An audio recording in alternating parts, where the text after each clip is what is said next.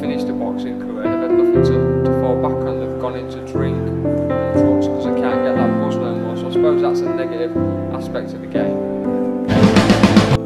I suppose I don't really think of the damage, to be honest, that you do actually when you're getting hit. You don't really think of it, really. I mean, if you did think about it too much, I don't think I'd possibly carry on doing it. I can understand how boxers kind of, when they finish boxing, they struggle because they've got nothing to get up in the morning and go running for. They've got no sort of aim in life to train for, so they just get up and go to work, and I can see that side of it being very difficult, really. Not having that goal and that date for that fight and things like that, so I can see where they're struggling that, and they've got that no buzz anymore, and you know, they're not known as a fighter, they're just known as an everyday guy in the street, so I think that can be difficult for guys.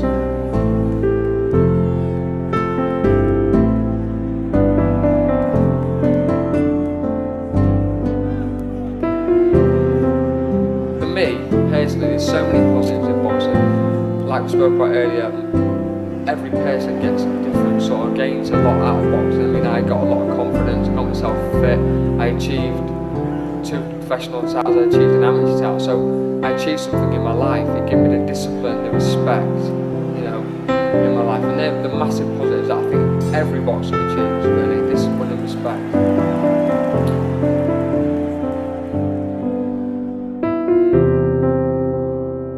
Definitely, I mean, you know, I've had quite a lot of injuries over the years. I mean, I've had a bad ankle injury that's lasted now for quite some time. That's probably going to be there long term, and I think there's a lot of fighters now who do actually have injuries now, and they're constantly trying to cover them up, but they're going to be there permanently. It's a permanent injury, it's not getting rested, and I think later on in life they'll probably struggle with it. So yeah, definitely.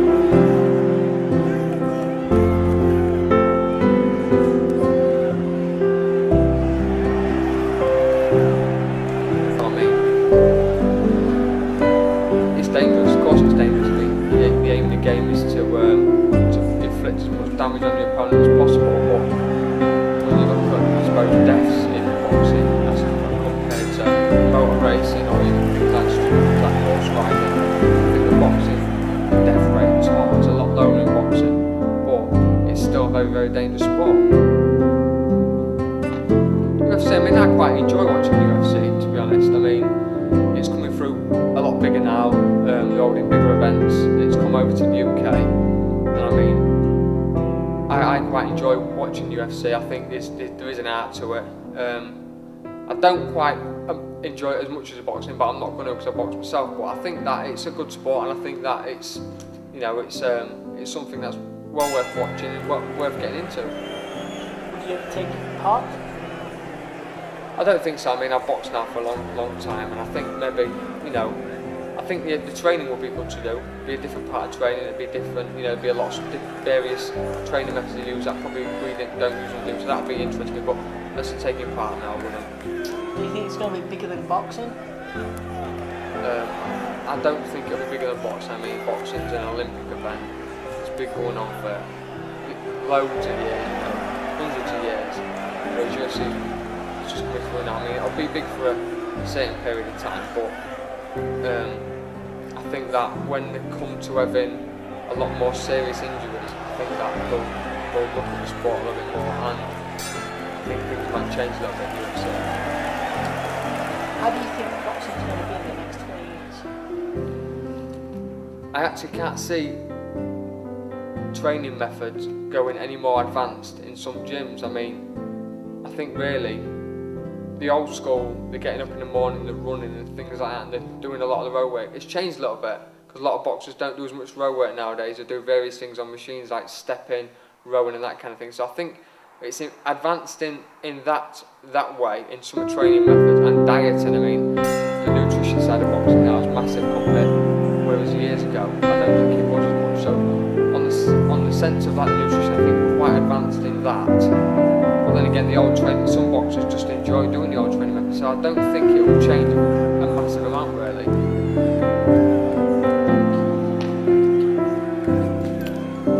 Can you tell us how you felt before you retired? What was going to be ahead?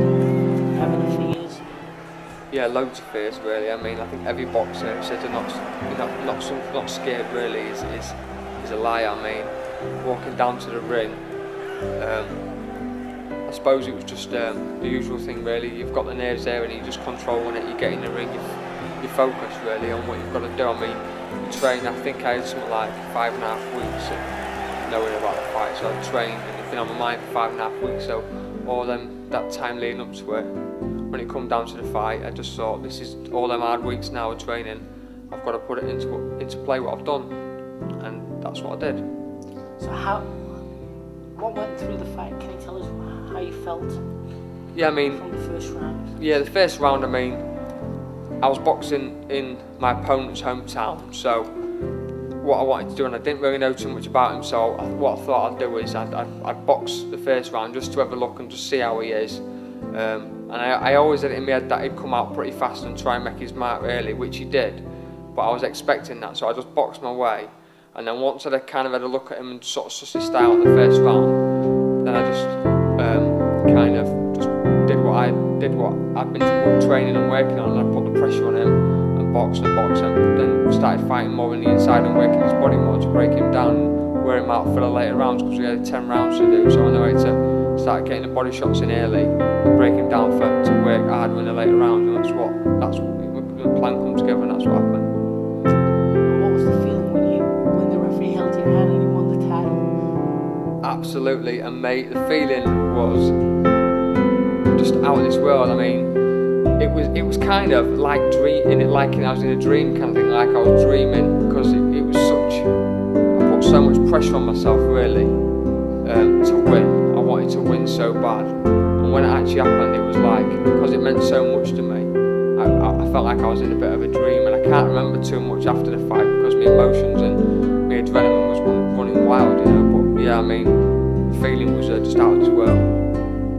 Can you tell the audience what are those belts? Yeah, this is the Central Area Featherweight title that I won, and this is the British Masters Featherweight title.